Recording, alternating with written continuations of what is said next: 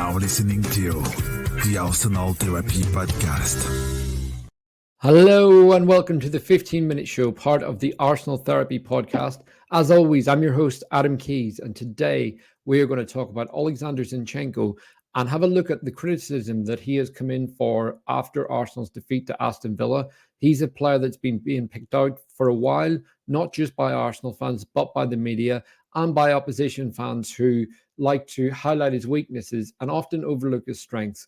But one of the key things with this video that we're going to look at is what his strengths are, what his weaknesses are, and ultimately we need to have a look at whether Zinchenko truly is a problem for Arsenal or it's a current issue with the dynamics of the team, because a lot has changed for Arsenal this season, and that is something that we really have to keep in mind with Zinchenko. So without further ado, let's dive in and have a proper look at Zinchenko this season. So first up, I want to read out a quote from David Seaman. He said this on his Seaman Says podcast. David Seaman is an Arsenal legend and someone that's very level-headed about the club, and I thought this was a very fair comment. He said, I watched Zinchenko in the left-back position. I know he likes to go into midfield, but sometimes he gives the ball away in really important areas. He got caught out a couple of times, and that puts everyone on edge. Now, I think that the last bit is really key here. That puts everyone on edge. Zinchenko only misplaced 5 passes against Villa, which isn't a huge amount. The issue is always where he gives the ball away. And the other thing is how often he has a loose touch, considering how technically secure he is. He gives the ball away quite often with poor touches or poor concentration when he's looking to pass and he switches off and he's thinking ahead rather than looking at what's around him. So we're going to have a look firstly at his heat maps, where he's played recently. So one of the things I also want people to look at here is the minutes. So against Aston Villa on Saturday, he played 87 minutes. What you'll notice with all of these other games is he's played under 75 minutes in each. So against Villa, heat map, very, very heavily focused on that left centre midfield position, that left half space. And he is coming very much into the centre of the pitch. This is an area that Declan Rice likes to occupy. And it's something that we've seen where Rice and Zinchenko can sometimes get in each other's way, which ultimately means that Rice sees less of the ball because Zinchenko wants to be on it all the time. And Zinchenko is very good at being 5 yards away from everyone and willing to receive. But in this game, he was really, really heavily focused in the middle of the pitch, occupying that number 6 position, which is somewhere that we haven't seen our left back recently. We haven't seen Jakub Kiwior doing that. When Ben White has inverted, Ben White's played slightly to the right of the midfielder. He's kept that 6 in the centre, and Kiwior's played slightly more as a touchline fullback. But Arsenal play a 2-3-5 whenever we have the ball, with Saliba and Gabriel, and then either Rice and Jorginho in the centre at the 6th position, and then White and Kiwior either side of them. With Zinchenko in the team, he occupies that central position. And that's something that changes the dynamics a lot at Arsenal, because it pushes that 6 out of that system, changes it a bit, and completely changes the build-up, the positional of players. And it ultimately means whenever you lose the ball, it changes the way players run back and who they're picking up. But what you can see against Luton a couple of weeks ago is that Zinchenko's heat map, again, he is inverting here, but nowhere near to the same degree as what we saw against Aston Villa. And then we look at the games against Brighton away last weekend and against Man City. So against Brighton, he played very much as a touchline fullback, that traditional way. And against Man City, when we beat them in October, again, he hugged the touchline. He stayed in the position of a left back.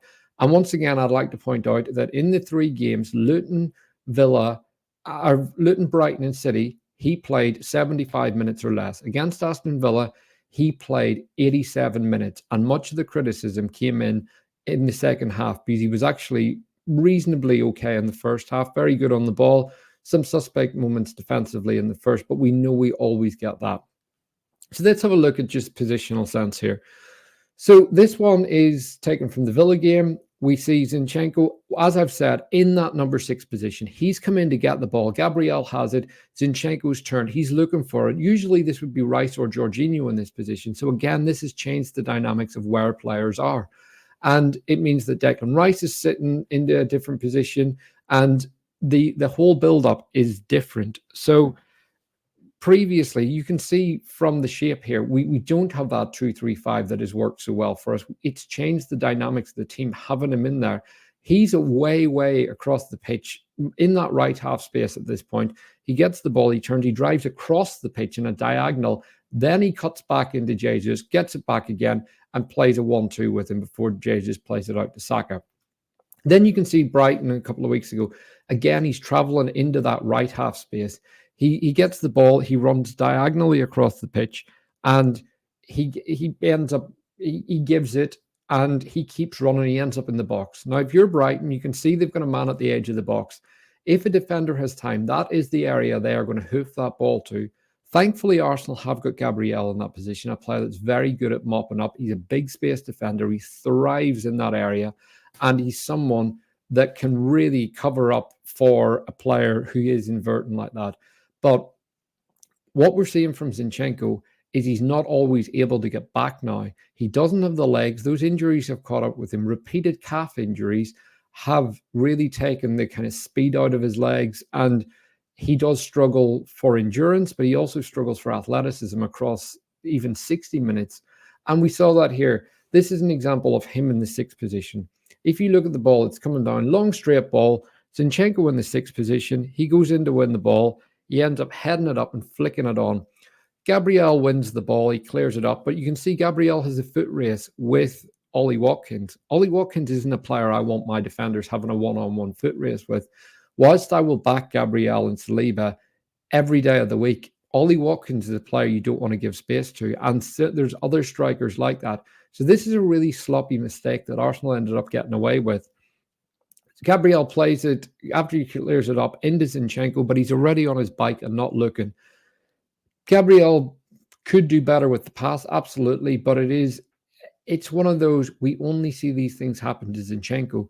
We don't see that happening to Kiwior or Tomiyasu, Ben White, other players. And Zinchenko's not looking. He's not in a position to receive. He's already taken off. We end up losing it, and Watkins, through on goal, has a shot that comes off the post. A warning for Arsenal. But as I said, that's why I don't want Watkins having a foot race with my defenders. Not because I don't think they'll beat them for pace. It's because Watkins is such a good finisher. And we see that with other strikers like Haaland, Isaac, even Dominic Solanke this season. And it's same with Harry Kane if you're playing in the Bundesliga. No, it's not all about pace. What these strikers are so good at is getting a shot away early. And against Brighton, we saw it as well. This time he's pushed away up the pitch. He is actually out on the left. But you can see from the first graphic, he's looking at his man. He's also looking at the ball ahead. Doesn't quite know where to go. So he ends up going to the ball, letting his man go. Very simple pass out wide. And suddenly Brighton are on the attack. And you can see from the third graphic, Zinchenko's about 15 yards away from his man here. That's a long distance. And we've got someone chasing back to recover on his behalf. So this is an issue, and this is something that needs to be addressed very quickly, and it was in this game, and we ended up not getting in trouble, but you can see this is in the 8th minute of the game, and it was a real warning sign for Arsenal. But we've seen it before as well. This is another example, and this is where Arsenal learned quite quickly in this game. So big long ball out to Zinchenko's side of the pitch. He's covering. He's in that area very quickly this time. He's not pushing up to win the ball. He's going backwards to win the ball. And this is where Arteta adapted very quickly in the game. Zinchenko isn't as bad of a defender as people say. What he's terrible at is running backwards. If you turn him, you've got him. But in a one-on-one ground duel situation, he actually wins a lot more duels than people give him credit for. And he's particularly good at winning them around the halfway line. But against Villa, it was concentration that was the biggest issue, because it's not technical quality with Zinchenko. The two big issues are concentration and physicality. Technical quality, he is up there with the very best in the world. But in this situation, he gets the ball. Arsenal clear a corner. Zinchenko's under no real pressure. All he has to do is tap the ball away, give it to an Arsenal teammate, get it away from Yuri Tielemans. He's running out. He's the favourite to win the ball. He actually has it under control, but he's looking around him. Just get rid of this ball. Take the pressure off your teammates. Your teammates have just cleared the corner. Get rid of it. Get it into a safe area where you can play. In this situation, he gets the ball and he ends up, he's daydreaming, he's looking around him. He ends up in a 50-50 with Tielemans, whilst not fully committed, because Tielemans is going in for the 50-50s. Zinchenko's looking elsewhere for where he can pass it to, so he's not committed to the duel. In this situation, Tielemans wins it, corner of the box, and he hits an absolutely glorious shot that hits the bar and off the post. That's something, that was a risk that didn't need to happen at this point of the game. And it was an example of that gave Villa massive belief. But the big thing for Arsenal is it was at a time when we were struggling to get a stronghold on the second half, and we've let Villa back into it, given them belief, and ultimately it cost us. But moments later, they scored the goal. And if you look at Zinchenko's position in here, it's very difficult to understand what he's doing.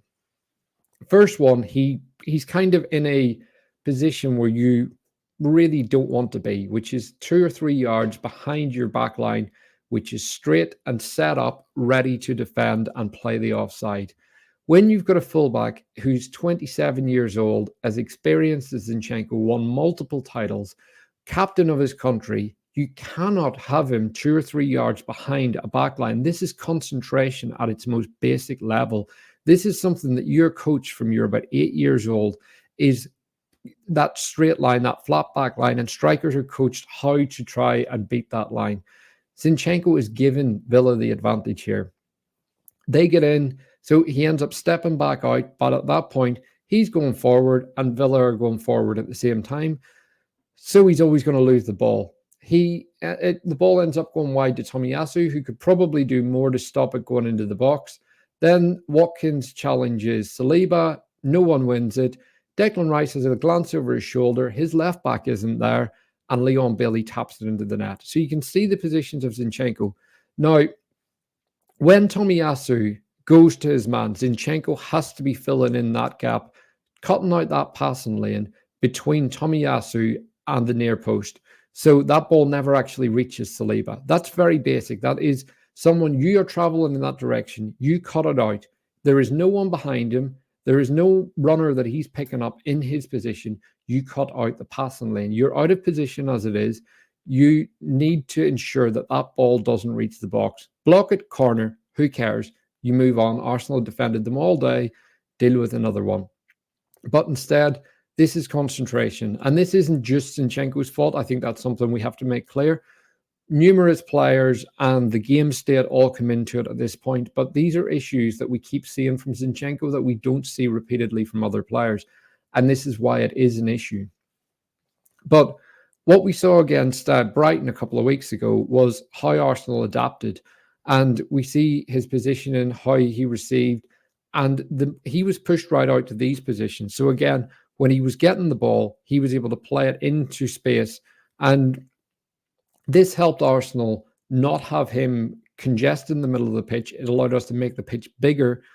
Ultimately, we won a penalty by attacking the box from a wide area. And Zinchenko wasn't being caught in the middle of the pitch, leaving a big space to run into the box. And he wasn't taking up the area where our centre midfielders usually occupy. So we didn't have the issues that we've seen previously. And adapting to these situations is what we need to see from Arteta. It's getting him off the pitch when it's not working. And whenever we're seeing too much of him in the middle of the park, push him out wide.